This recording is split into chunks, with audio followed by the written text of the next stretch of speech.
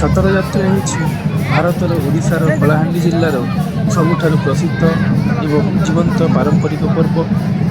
ପ୍ରତିବର୍ଷ ଦୁର୍ଗାପୂଜା ଅବସରରେ ବିଶେଷ କରି ମହାଅଷ୍ଟମୀ ପରଦିନ ଅର୍ଥାତ୍ ମହାନବମୀ ଦିନ ଏହି ପର୍ବ ପାଳନ କରାଯାଏ।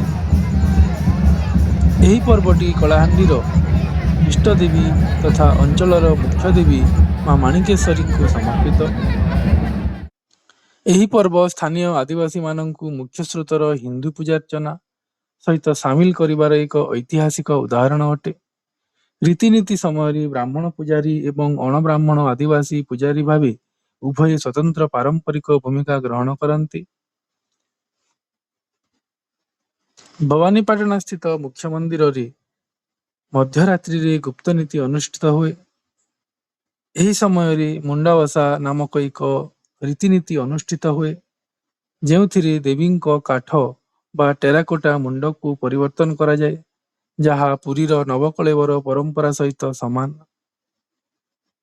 ଏହାପରେ ଦେବୀଙ୍କୁ ଖଡ୍ଗ ଏବଂ ଏକ ପବିତ୍ର ବାଉଁଶ ତିଆରି ଛତ୍ର, ଯାହା ଦେବୀଙ୍କ ପ୍ରତୀକ ଏବଂ ଏଥିରେ 10 ମହାବିଦ୍ୟା ଯନ୍ତ୍ର ଖଚିତ ରୌପ୍ୟ ପ୍ଲେଟ୍ ଥାଏ, ତାକୁ ପ୍ରାୟ 3 କିଲୋମିଟର ଦୂରରେ ଥିବା ଜେନାଖାଲକୁ ଏକ ଶୋଭାଯାତ୍ରାରେ ନିଆଯାଏ।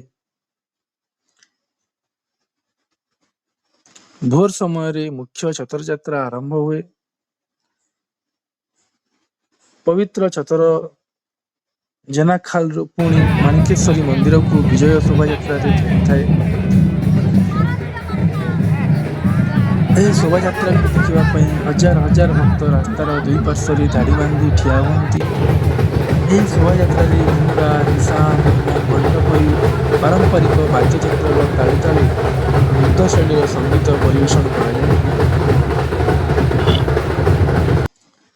ଦେବୀଙ୍କଠାରେ ମାନସିକ ପୂରଣ ପାଇଁ ଭକ୍ତମାନଙ୍କ ଦ୍ୱାରା ଶୋଭାଯାତ୍ରା ପଥରେ ବଡ଼ ଧରଣର ପଶୁ ବଳି, ଛେଳି, ମେଣ୍ଢା ଏବଂ କୁକୁଡ଼ା ଆଦି ଦେବା ପାଇଁ ଏହି ପର୍ବ ଐତିହାସିକ ଭାବରେ ଜଣାଶୁଣା।